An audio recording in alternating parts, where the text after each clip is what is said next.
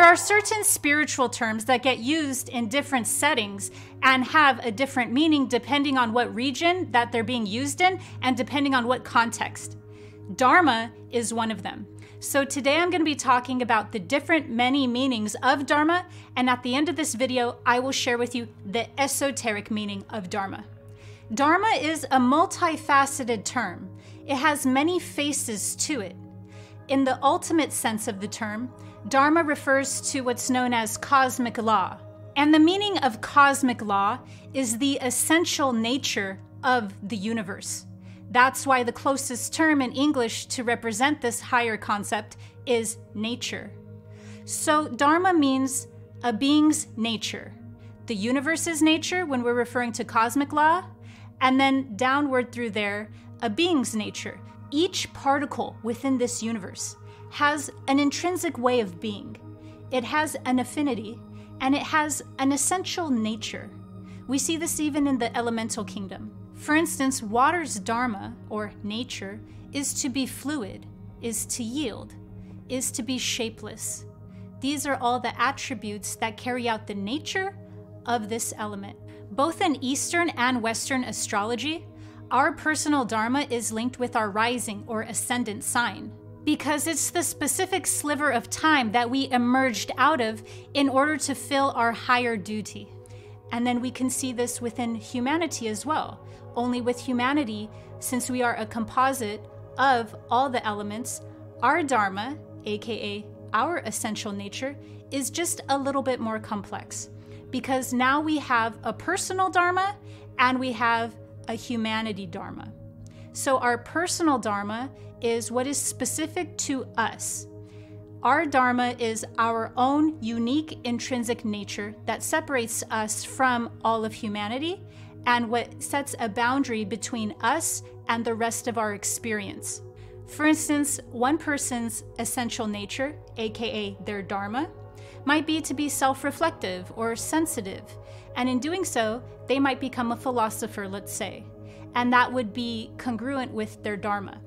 Another person's essential nature may be inclined more towards the sciences, where they would thrive as an engineer or a quantum physicist.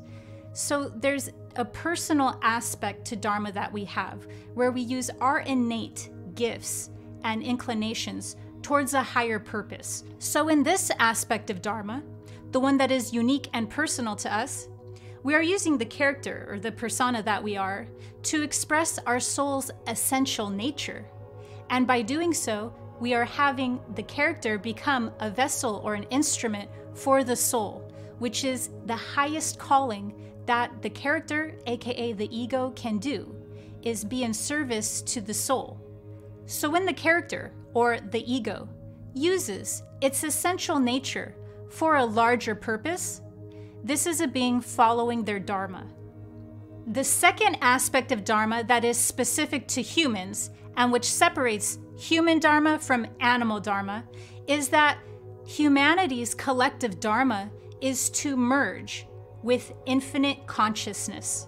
In other words, a human being's dharma is to expand, and this expansion occurs during a spiritual awakening journey. We are encoded for and designed to raise our level of consciousness to such an extent that we merge our individual consciousness with infinite consciousness.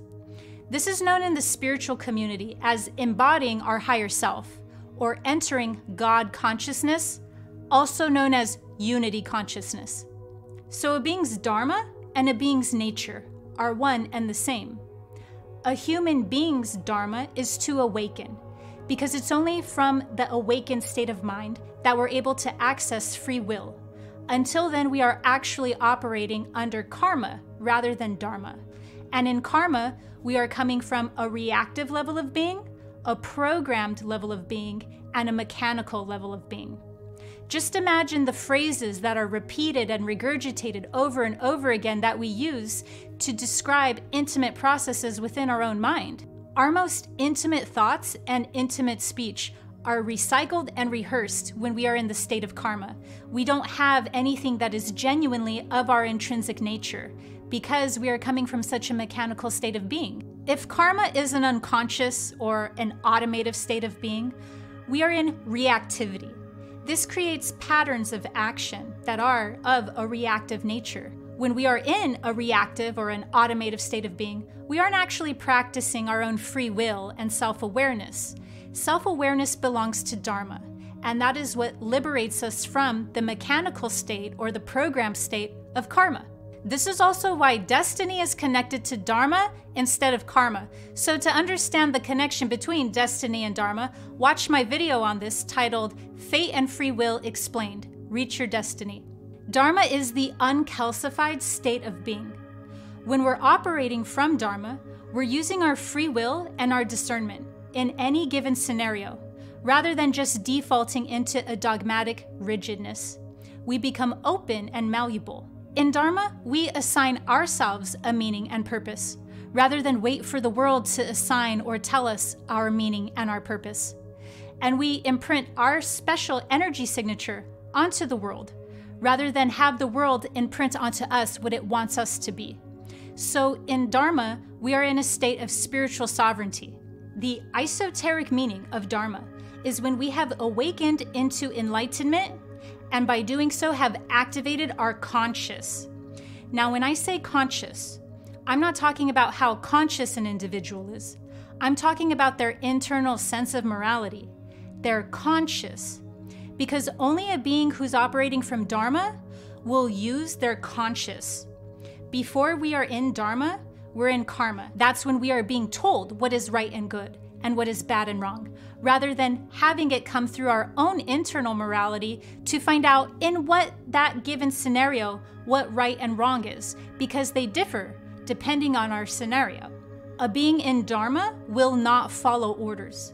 They know that historically, order following is at the root of every evil that has manifested on this plane of consciousness. A being in Dharma, rather, is in spiritual sovereignty.